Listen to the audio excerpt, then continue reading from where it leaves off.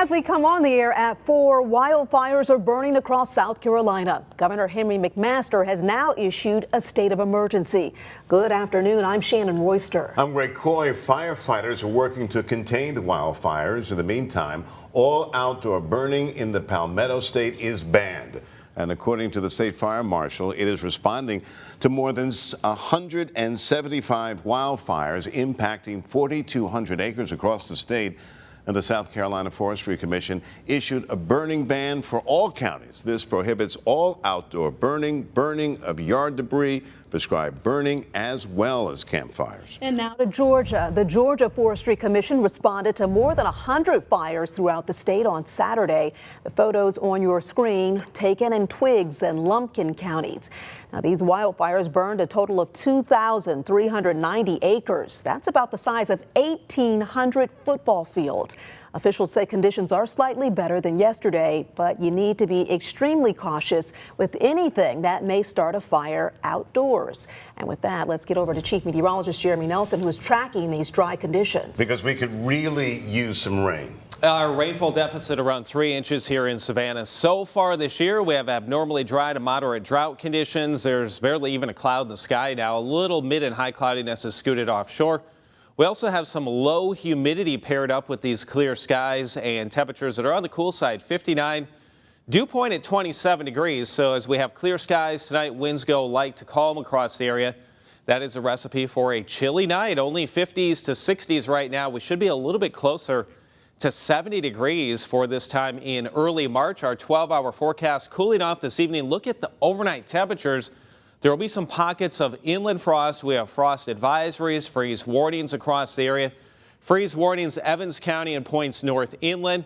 Could drop to about 29 to 30 degrees there. The rest of the area, if you're inland, a frost advisory. Coastal areas like Tybee down towards Sapelo Island are not included. You can track our forecast on the go all the way down to your neighborhood. We have it ready in the free WJCL 22 News app. We are nearly 2 weeks away from the Savannah St. Patrick's Day Parade, and the festivities have already begun. Right now, the Savannah St. Patrick's Day Committee is holding their public investiture of the parade's Grand Marshal. And the ceremony is important because it represents the passing of the honor from last year's Grand Marshal to this year. WJCL 22 News' Andy Cole is live at the investiture. Hey, good evening, Greg and Shannon. Yeah, y'all said it really well. This is really the official start of the green season here in Savannah. James J. Burke III invested as the Grand Marshal of the 201st St. Patrick's Day Parade here in Savannah. I want to give you a look and step out of the way of the room here. Lots of people here celebrating their Irish heritage, particularly the heritage of Mr. Burke, the new Grand Marshal, a graduate of Blessed Sacrament, then BC. He has held every elected position on the St. Patrick's Day Committee. He's a member of the ILA 1475, the Port Workers Union. He is incredibly involved, and in fact, following in the footsteps of his father, who was Grand Marshal of the St. Patrick's Day Parade in 1992. This is a great event to celebrate their Irish heritage and culture and really kick off the season of green here in Savannah, because between now and March 17th, there is going to be nothing but green here in the hostess city. For now, on Georgia Southern's Armstrong campus, I'm Andy Cole, WJCL 22 News.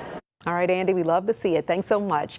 Well, over in Pooler, Tanger Outlets held its annual greening of the fountain to welcome the St. Patrick's Day season. 1, 2, 3. As you see there, people showed up in their green to check out the bagpipers and live Celtic music. There were also activities for children like face painting. And you can find everything you need to know about St. Patrick's Day festivities all across our area. Just visit our website at WJCL.com or take it with you on the go with the free WJCL 22 News app. I want to give you a live look at the red carpet at the 97th Academy Awards is happening tonight, and you can see it only on WJCL 22. ABC's Jacqueline Lee is on the red carpet in Los Angeles with a preview of the awards show and, of course, what everybody's wearing. I'm here on the red carpet where people are showing up in their finest outfits. And of course, there's a lot of anticipation on who will take home the biggest awards tonight. The red carpet is ready to welcome this year's Oscar nominees to the Dolby Theater in Los Angeles. Conan O'Brien hosting the 97th Academy Awards, his first time taking the reins as host. It's a tricky show. It's a tricky time. I'm going to give it my best shot. And if it doesn't work out, you will never see me again. The Academy looking to strike the right chord in the wake of last month's devastating wildfires in Los Angeles. They're going to honor the first responders and then also celebrate the movies, because that's what brings a lot of people to the Academy. Hey, I'm Anne. A lot of new faces getting Oscar nods this year. 5 newcomers in the Best Director category. And in the acting categories, 13 first-time nominees. I'm fine. Among them, Demi Moore, who after more than 40 years in the business, brought home the Golden Globe for Best Actress for her performance in The Substance. This is the first time I've ever won anything as an actor. And Zoe Saldana considered the frontrunner for Best Supporting Actress after winning both the Golden Globe and the SAG Award for her performance in Emilia Perez. ¿No piensas de vez en cuando? I'm so grateful because it says a lot about us as people that, one, we're looking for things that are fresh and different and outside boxes. Timothée Chalamet, at 29 years old, is the youngest actor to receive 2 Best Actor nominations since James Dean.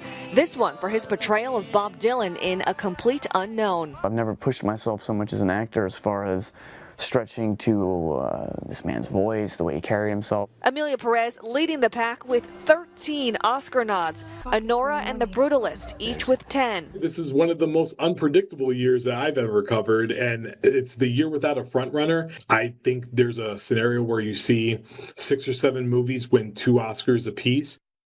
One thing this year's ceremony will not have is live performances from the Best Original Song nominees. However, the show's producers tell us there will be performances from Wicked's Ariana Grande and Cynthia Erivo, Doja Cat, Ray, as well as Blackpink's Lisa. From the red carpet at the Oscars, Jacqueline Lee, ABC News, Hollywood. Jacqueline Lee, thank you. And you can watch the 97th Academy Awards tonight at 7 o'clock only on WJCL 22. Right now, Pope Francis remains in the hospital, continuing his treatment for several lung-related health concerns. The Vatican says the Pope remained in stable condition overnight and didn't require mechanical ventilation. The Pope was receiving oxygen treatment on a breathing machine this weekend after suffering a coughing fit on Friday. The 88-year-old was visited by the number 2 and number 3 Vatican officials today and was able to attend Mass, according to a bulletin from the Vatican. Today, people gathered outside the hospital where he's being treated to pray for him. The Pope has been in the hospital now for more than 2 weeks. R&B fans mourning the loss of Grammy-nominated artist and South Carolina native Angie Stone, best known for her hits like No More Rain and I Wish I Didn't Miss You. Stone had just finished a concert in Alabama Friday night. She was driving to Atlanta when she died in a vehicle crash. 9 other people in the vehicle with her, music producer Walter Mislap telling our ABC affiliate in Atlanta that the vehicle flipped over and that vehicle was then hit by a semi-truck. Right now, no details are known about the passengers in the car. Angie Stone was 63 years old. 166 years ago, the Great Slave Auction, also known as the Weeping Time, took place here in Savannah. Today, WJCL 22 News' Jada Russell takes us to a local festival recognizing the importance of this historical event. Community members have come out to the Waterworks building to embrace ancestry as they celebrate the 6th annual Weeping Time Festival here in the city of Savannah. Neighbors were encouraged to come out this afternoon and enjoy performances, hear local leaders speak, and also meet with African and Gullah Geechee vendors. Ivory Bay Community Development Center organized today's festival, and while this was a local opportunity to share the Weeping Time history, Edward Gresham, a member of the organizing team, hopes that these events will reach city visitors. Savannah, when people come to Savannah, they want to get a piece of the culture, right? when they come to Savannah, they don't just want to go downtown River Street. They love that, right? But they want to be able to tap in to the people of Savannah and all the coasters of Savannah. The Ivory Bay Community Development Center is hoping to work with the city of Savannah to preserve historical sites like the Waterworks building. We got the city of Savannah. Jada Russell, WJCL 22 News. We got the tax. And now to a story you'll only see right here on WJCL 22 News. We caught up with a local celebrity on the golf course on Paris Island. Fred the Gator calls the Legends Golf Course home. He has become a local legend himself, thanks to his self-proclaimed agent, golfer Patrick Tourceau. And I couldn't believe the size of them, so I took some pictures of them, named them, and put them on Facebook. Everybody wants to know, what's Fred doing? Fred doing on the golf course. We'll catch Fred's full story tonight at 11, only on WJCL 22 News. Looking forward to seeing that.